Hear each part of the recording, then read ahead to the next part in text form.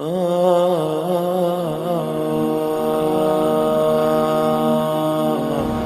حضور معراج میں تشریف لے گئے تو آپ کے لیے جنت کے دروازے کھولے گئے، آپ جنت میں داخل ہوئے۔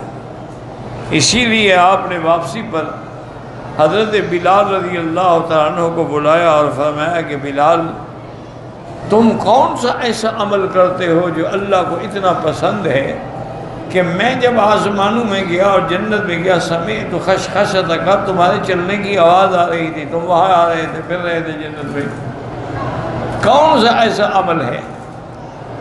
خود نے کہا حضور میرا اور تو کوئی عمل نہیں، البتہ اتنا ہے کہ ایک تو میں ہمیشہ کوشش کرتا ہوں کہ باوضو رہوں،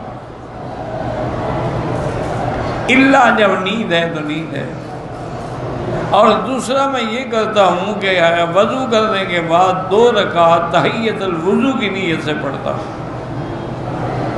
حضور نے فرمایا اچھا، اسی کو لازم پکڑنا، اسی سے تمہیں ملا ہے جو ملا ہے یہ مقام۔ تو حضور پاک نے جنت دیکھی اور حضرت بلال کو بھی دیکھا،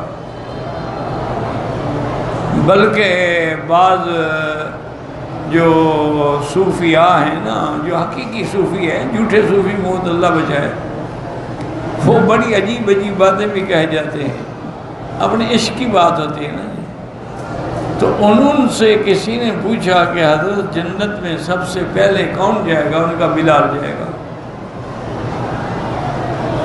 تو وہ بندہ بڑا حیران ہو گیا کہ اتنا بڑا بزرگ ہے، اتنا بڑا اولیاء اللہ میں سے، انہوں نے کہا حضرت کیا کہہ رہے ہیں سب سے پہلے جنت میں؟ تو حضور نے فرمایا میں جاؤں گا، انا اول من نقرأ باب الجنتی، یہ تو صحیح حدیث ہے۔ حضور نے فرمایا کہ سب سے پہلے میری روضہ مبارک کھلے گا اور سب سے پہلے جنت کا دروازہ میں کھولوں گا۔ تو آپ فرما رہے ہیں بلال پہلے جائے، فرمایا میرے بھائی تو نے بات ہی نہیں سمجھی، سردار اگر گھوڑی پہ سوار ہو تو غلام تو آگے ہوتا ہے، تو بلال چونکہ غلام ہے تو وہ پہلے آگے داخل ہوگا۔ یہ معنی تھوڑا ہے کہ بلال کا مرتبہ حضور سے اونچا ہو گیا، غلام ہمیشہ آگے ہوتے ہیں، بلکہ بعض غلام تو آگے گھوڑیوں کے آگے بھاگتے رہتے ہیں بیچارے۔ تو اس لیے میں نے کہا تم نے میری بات کو سمجھا ہی نہیں۔ تو اللہ والوں کی باتیں بھی اللہ والے ہی سمجھتے ہیں، ہم جیسے لوگ کیا سمجھیں گے۔